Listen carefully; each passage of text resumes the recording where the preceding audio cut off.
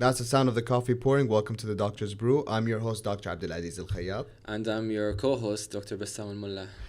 Welcome to the Doctor's Brew, kind of version 2. We're changing things up a little bit. You wanna share with us what we're doing, Bassam? Yeah, I think I'm getting a raise, huh? Yeah, apparently. Apparently, I need to start getting paid. Mm-hmm. We decided we're gonna make this podcast. We're changing things up, just so you guys know, kind of where we're coming from. I wanted something where I wanted a co-host with me because it got lonely just hosting alone. I missed Bassam. Yeah, I think that's the main reason. That's I think the main that's reason. just an excuse. And yeah, so we wanted to try a new formula, which is, I know we've had different guests, and we're going to still have guests coming on the show, but now to be able to give you guys more consistent content every week, more digestible, we decided we wanted to bring on Bassam to co-host with me. And I'm very excited to be here. Hopefully, we'll be making episodes every week, and it'll be fun times with me and Aziz. Yeah. It's gonna be the same. Just so you guys know, it's not like we're changing the content or the stuff we're talking about. We're still covering those untalked about concepts or topics in medicine pertaining to young doctors, medical students alike. But now you're just going to hear the expertise of me and Bassam, and as we seek the advice and input from other people as well. Yes. Yeah. So we're actually hoping that's going to be more interactive. We're going to be, every episode, we're now going to close with questions from you guys that we're going to address. So please, guys, send in your questions so that we can cover them in the following weeks. Yeah. How are you feeling about the shift, Bassam? I'm excited. I think this is a great shift. We have two hosts, different dynamics, and then hopefully we'll get guests as well, so they can get bombarded by both of us, not just one of us. That'll be interesting to see how that goes. But you know, one of the things actually I was thinking about that is kind of cool about now having us both here is that we both went to university together, for those of you who don't know, University of Manchester, and now specialty-wise, fun times. Lack of sun times, but fun times. Yeah, definitely. But now we are pretty much going opposite ways in terms of specialty. So really are. I'm smart. I want to go do psychiatry, okay? And Bassam. I think that's debatable, to be honest. The smart part, I think, is debatable. Okay. I think all specialties have their pros and cons. I'm giving you the diplomatic answer here. Look at that. All specialties have their pros and cons, and all of them are smart in their own way. Bassam is sounding more like a psychiatrist than me, huh? Hey, I'm the Joker. I can do all different types of... No, we didn't actually say you want to do orthopedics. I just smacked this. No, I didn't. Yes, I actually really want to do orthopedics. Hopefully that's going to go well. Inshallah. If it doesn't, maybe I'll switch to psychiatry. Hey, I feel like psychiatry is a good second option to go into. I've seen people flirt with psychiatry a lot. I've noticed that it's like kind of the specialty where people are like, oh, that's it. You know, that's where I want to be, but I can't be, or you know what I mean? I think psychiatry is a good specialty, but it's not for the faint-hearted. You need to be able to have really strong emotional control to be able to deal with the type of patients that you see on a day-to-day basis in psychiatry. I think psychiatry is a really important part of medicine that's sometimes overlooked, especially in their world here. But it's improving a lot now. We're making big strides, but you know what I always say about psychiatry is I feel like it's a personality more so than even any other specialty, in the sense that, like, for me, what's more depressing for me than psychiatry, like the day-to-day work, is being in medicine, because there's a higher mortality rate. Okay. Yeah. So I mean, that's kind of like, that's my perspective. I always thought that, like, psychiatry, if you have the personality type whereby you're able to shoulder a lot of these stories of mental health and blah blah blah, that's something that really does boil down to the type of person you are. Not better or worse. And you need to have the patience to deal with these patients on a long-term basis, because the difference, like for example, between why psychiatry and orthopedics are complete opposites is because orthopedics, you have a problem, it gets fixed immediately, most of the time. I won't say all the time, but most of the time. And then that's it. We say goodbye to you. We don't see you anymore unless it's for follow-up. But psychiatry, it's not like I can fix your issue in a day. It's not like I'm going to do an operation that's going to fix your problem in a day. It's a very tedious and long-term process where you need to be looking at the patient from all different types of like angles and aspects, looking at their psychosocial issues and taking just a holistic approach to the patient. It's definitely not something that we're really focused on when it comes to orthopedics, although we should be, and hopefully we're going in that direction. Is it true though, what they say about orthopedics? Like, is it the true, like the culture of the ortho bro? Do you think that stereotype is real? I think some aspects of it are real, but no, not all aspects. I feel like I feel like orthopedics, we get a bad rep from other specialties. But when it comes to the basic, like classic stereotypes, I feel like we don't really fit. That. But did they ask you how much you benched during your interview? I hope I wanted that, because I would have had a good answer there, but they really didn't ask. I don't think they care about that. I wish maybe in the future. So that's the new Doctor's Brew. You're gonna have we're coming in from an angle of psychiatry, orthopedics. Bassam wants to specialize here in Kuwait. I'm currently aiming to be specializing in the States. Let's see where both of our paths take us. Yeah, maybe we switch. Maybe we switch. Maybe you do orthopedics. Maybe I do psychiatry. Exactly. You never know. I think it's there's lots of possibilities, and we never know. Even though we always have plans in our head, we never know what might hit us and where the journey takes us. And that's what's interesting about life in general. And that's why the Doctor's Brew is here. Yes, to talk about these issues and help talk about raise these concerns with young medical students and young doctors that are also facing the struggles we're facing at the moment. Exactly. Now, to talk a little bit about our coffee, you may notice something. There are 2 cups of coffee there. One is empty, one is full. Now, usually that's just kind of a bit of a decoration we put. I messed up. I put my coffee in there because, funny story about me, I struggle to drink from this thing here, from the tip here, because it usually burns my mouth. So I usually pour it in something, and I didn't realize that was just for show.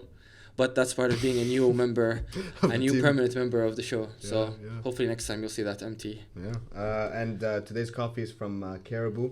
And just to shout out, I love the festive theme on the. Yeah, it's nice colors. I like the colors. Yeah. I'm a colors guy. As you can see from my scrubs, I enjoy festive, fun colors. I don't like basic. Yeah. But yeah, I love the coffee. I'm drinking brewed black coffee. My thing is, whenever I want to study, I drink brewed black coffee, because I'm going to be doing some UWorld questions after this. And that's depressing. Yeah, I know, it's very sad. Not in the mood. But today, what are we going to talk? You know what? Tell us, what are we going to talk about, Bassam? So today's topic, we're going to be a little bit touching on networking in medicine and how that's important, or how important is it actually? That's the real question. So what do you think, Aziz? What do you think about networking in medicine? How vital is it to be able to network? And is it one of those things that goes unsaid and it just happens naturally?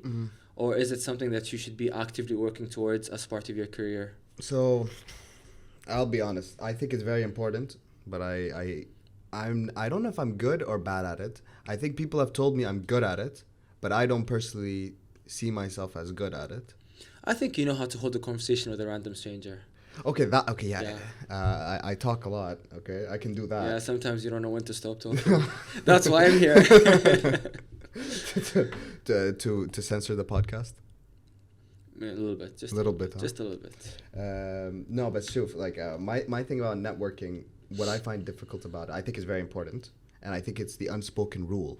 Okay, I think it's idealistic. We all kind of go into medicine thinking that no, this is medicine. It's not. It's different to the other careers. Yeah. Other careers, you need to network. You need to know the right person to put you in a position. Blah blah blah. But medicine is different. It's about how many lives I save or whatever. I don't think that's the reality. Yeah, I think in medicine, maybe like from a naive point of view, or from not a naive point of view, but let's say a young point of view, from someone who's starting out their career in medicine, and they're looking at it in a way that my career will be dictated by how well I do academically. And maybe that's the view a lot of us have when we start really young, especially when we don't have any doctors in our family or doctors that we know personally. So we don't know what the work aspect of it looks like. And medical school takes us through that path. In medical school, it's really about how well you do academically. That's the only marker that signifies how well you're doing. It's just exams, OSCEs, grades. How well you do is that's the end product. That's what you get. But then when you come to start working, like we started, you notice that it's not really that black and white, No. is it? Absolutely not, and especially as it relates to going into residency. And the advice I've always heard is like, everybody thinks that getting into a residency program, US, Kuwait, Canada, wherever, they think that it's 1, 2, 3. It's the number of publications. It's my scores on my exams. It's the poster presentations.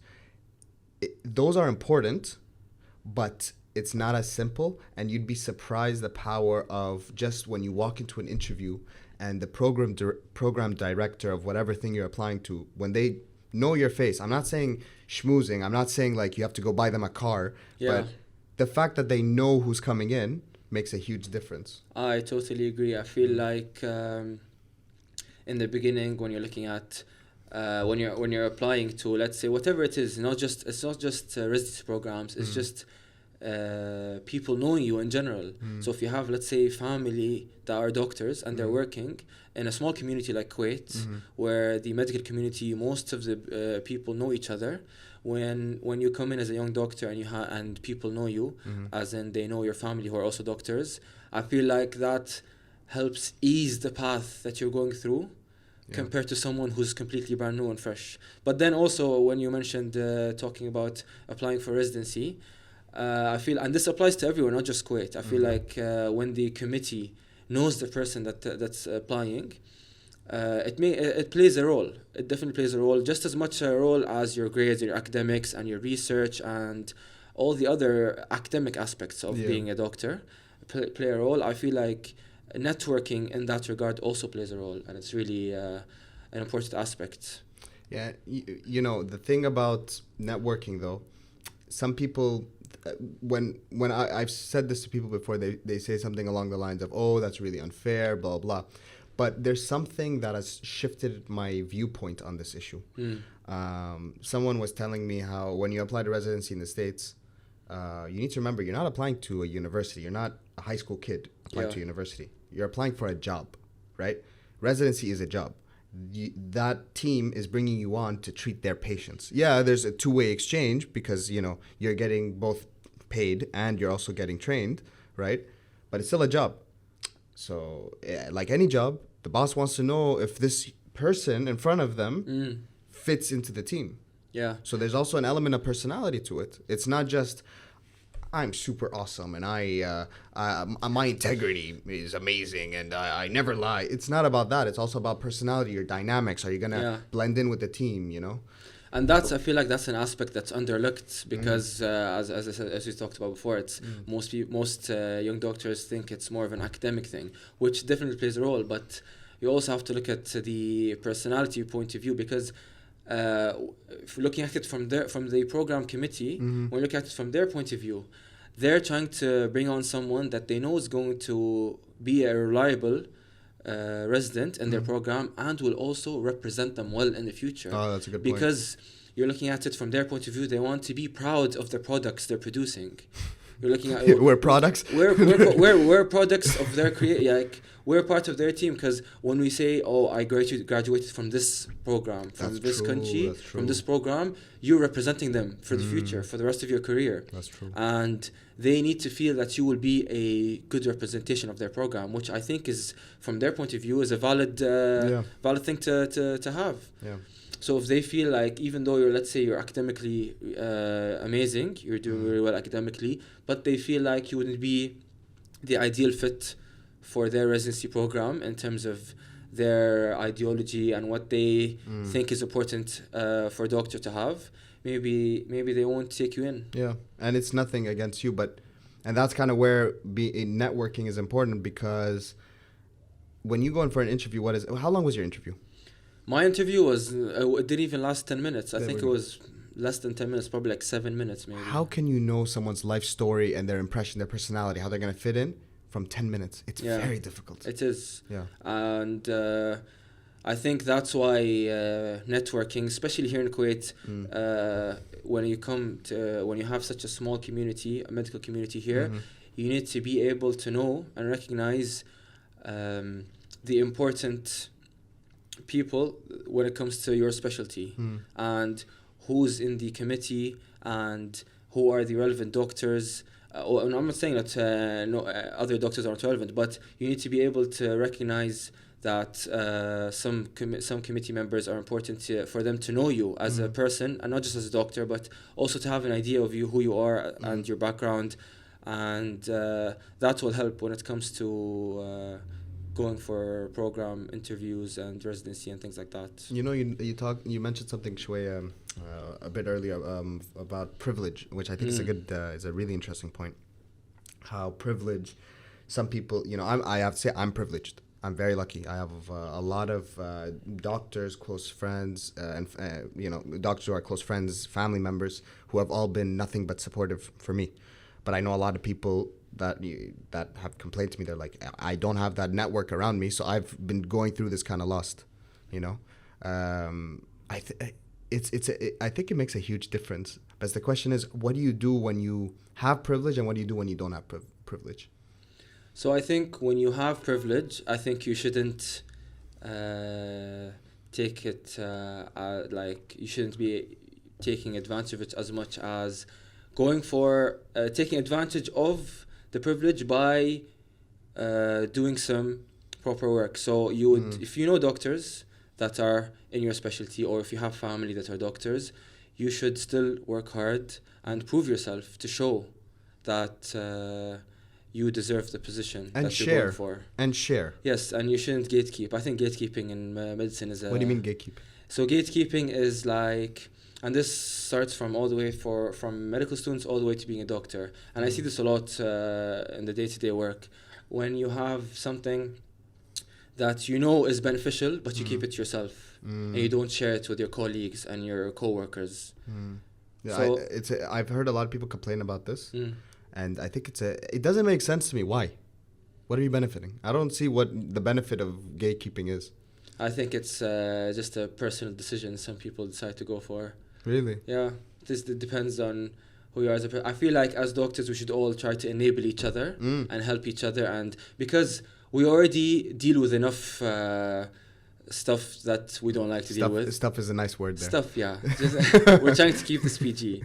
We already deal with a lot of stuff that we don't want to deal with, and making other colleagues' lives more difficult by gatekeeping. Yeah. It just makes it hard. I think we should just be supporting each other, helping each other, trying to lift each other up, supporting each other when other people, when our colleagues need help. I think that's the idea. But I know I'm trying to describe some sort of utopian perfect scenario that doesn't exist, but that's always what you're aiming for. No, at the end of the day. I get that, because like the thing is, people think that if they help other people, that they're gonna lose an opportunity, right? Okay, definitely. But I think that's the opposite. Like, what is one thing that they love? We were talking about this. What do they love for applications? Mentoring, teaching, right? Yeah. What is mentoring and teaching? Helping others to gain opportunities. Exactly. You know what I mean? So like, it's kind of, I don't know. This is not a game that you can play selfishly. Yeah, I agree. I think you saying this, you got it right on the money there. That when some people feel like if they're helping someone else, that they're going to take their spot, for example, or become better than them.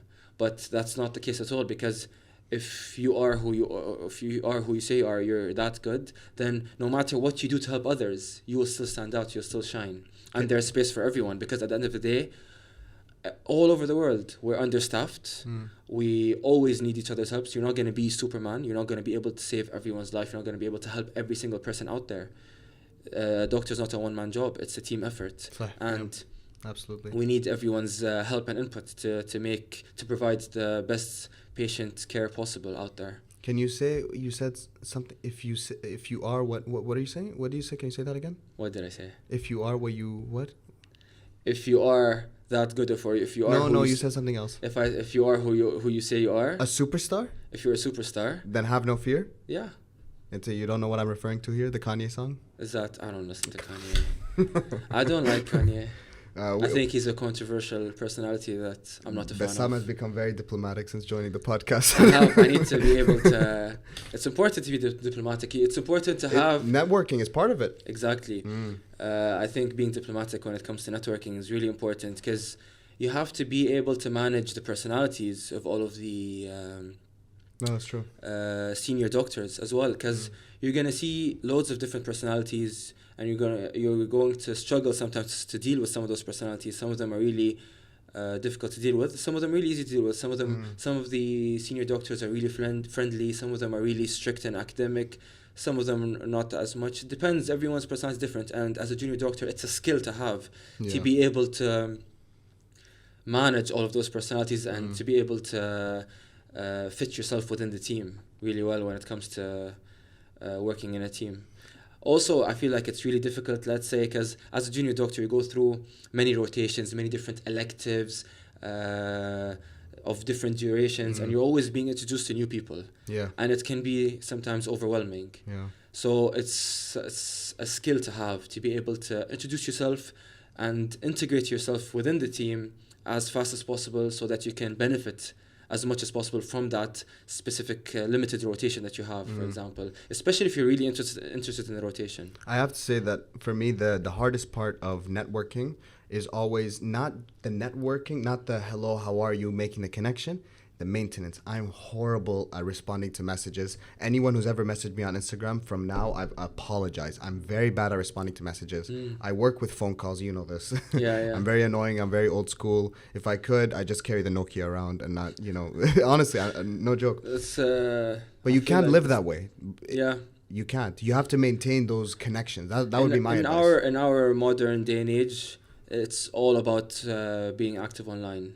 Social media, being there on your phone, responding to texts, responding to messages really quickly. Some of that is really important, especially when it comes to the workforce. Like, you know this, all rotations we've ever worked in, there's always a WhatsApp group, and there's several of them as well. Different groups for different, like there's groups for juniors, groups for seniors, groups where all of the team is involved. And there's always like and patient care sometimes being managed by talking on the phone, texting, stuff like that. That's part of our day-to-day basis. Yeah. So that happens. Not everything is in person. Not everything can be managed in person. Or on the phone. Or on the phone. Some of it's through text. So it's really important to be involved to be on when it comes to that. Now, if we can, sum up before we get into the questions here. What do you think you should do? I'll tell you what I think you should do. I'm gonna tell you my tips, and then I want to hear your tips. Okay? Yeah. So, from my end, what I think in terms of networking, the best thing to do is always to try to find people that have walked your path. Okay? And then stay in contact with them, build a relationship. They're more than happy to help. Keep them posted. And then get advice. I have several people who are mentoring me right now, and they're amazing people. They have helped me in ways I can't, way more than one. And keep them posted on what you're doing, and then they're happy to kind of mention, kind of help and add on to it. You'll notice that some people are desperate for everyone to be a consultant, mentors can be your friend even. You know? People who are just walking your path and want to share their insight, you'll gravitate towards them when you want to find a mentor. So that's my 2 cents. I totally agree. I think so if let's say I'll talk about my personal experience. Yeah. I am the first doctor in my family. I don't know any doctors in the Kuwaiti medical field at all when I first started. Right. And I had no idea what I wanted to do in terms of I knew I wanted to pursue orthopedics, but I didn't know what the path was. And all I knew was that during my trainee year, I would put my electives and would go as orthopedics and would do the orthopedic electives. And then within those electives, I just stumbled upon residents, other doctors, seniors, consultants that just helped me. I asked them questions. I got myself involved. I was like, I want to do orthopedics in Kuwait. What are the necessary steps that I need to do to be able to do that? And I would just get advice. The best advice I got were from the junior colleagues, like the new residents, the R1s, the R2s, all residents in general. But the younger generation, like a little bit my age, and they're the ones that helped guide me. They told me, oh, Yeah. you should be involved with this person, with that person, you should be working in this team and that team, you should be doing these conferences, doing these courses, and learning from this resource, that resource. They would provide me, and the only way I would find this is by asking questions. I had no idea, but I tried to get myself involved. I tried to integrate myself in all the teams as fast as possible and ask questions and be like, what should I do? I don't know what to do. This is my first time being here. Yeah. I have no idea what's going on, and help me, please. Yeah, you gotta be, And you'd be surprised. Exactly. They're happy to help. They're always happy to help. Don't be shy. Yeah. People like helping people. And you know what? Here's a good caveat. The people that don't like helping people, you don't want to have them around you anyways. Exactly. Even if they're the top consultant of I don't know what, if they don't want to help you, you're not going to convince them to help you. So don't waste your time. It's fine, Now let's wrap this episode up with our question today. So, question. We've been asked, can you publish without connections? Like research papers. What do you think? In Kuwait, I think you can. I think if you have the resources and if you know how to write up a proper research paper, and are you saying that you don't have any, let's say, supervisors that are here in Kuwait? Yeah, I think you can, because most of the journals we publish into are international journals, so you can, but that's with the caveat that you know the necessary steps, and that in itself is a skill that isn't necessarily taught in medical school. Correct. Most research papers are published when you're as a junior, you're working with a more senior colleague that's done this before, that's published before, that has a track record, so that when you do publish with them, the publishing becomes easier. I think for me, I actually have a strong opinion on this. So in medical school, I hated the idea of needing to ask someone to be my supervisor to publish something. I've always been opposed. I didn't like it, right? I'm not saying I haven't done it. No, the opposite. I've had great supervisors. But I mean that is my only way to publish, okay? I think something that I've always advocated for is, number one, you might not be able to publish everything. So like without a supervisor, I don't think, maybe you can, but I don't think so. I don't think you're going to be able to publish a randomized control trial and a multinational study looking at 1,000 patients or what, But because those patients won't come unless they're coming from a consultant. Exactly. They have the connections. The population as well, the patient population. Exactly. But what I do think you can do is little things. You can do a literature review. Maybe you can do a systematic review. Case reports. Case reports. You can do letters to the editor. The thing that I've always heard people say, and I get really annoyed by this, they're like, oh, but that's not real research. Listen, and I'm telling you this is everyone who's ever told me this, they always say, oh, that's not real research. Few years down the line, how many publications do they have to their name? None, right? Because you got to start somewhere. And a little bit of the not real research you're talking about is still something. It's good to have on the resume. Yeah. It's baby steps, and also it'll give you a foundation so that when you do come to do the meta-analyses and the bigger research that we talk about when it comes to loads of patients and doing statistical analysis and discussion and all those things, at least you will have a background on how to set it up. Exactly. And how to manage the logistics side of it, which is a skill to have in itself. Don't be scared from starting small. Everybody has got to start somewhere. Totally agree. Yeah. I think that wraps up our first episode. How do you feel, Bassam? I feel it went great. I hope you feel the same way. And I hope the audience also feels the same way. And hopefully we'll have many more of these to come. Yeah, and please, guys, be sending us lots of questions. Now that it's just me and Bassam, you can tailor it to our experiences. A lot of you who know us may have questions about how we do things. Like, please send in lots of questions. That's the one thing I really want to advocate for now, a bit of a change. And to sign us out, that's the last sip of coffee for the day. Thank you to my co-host for co-hosting with me. Thank you to my co-host as well. We'll see you next week. We'll see you next week, guys. Take care. Done. Episode of The Doctor's Brew. New episodes to listen to with a cup of coffee coming your way every Sunday on YouTube and Spotify. And be sure to follow us on Instagram for all the latest updates. See you next time.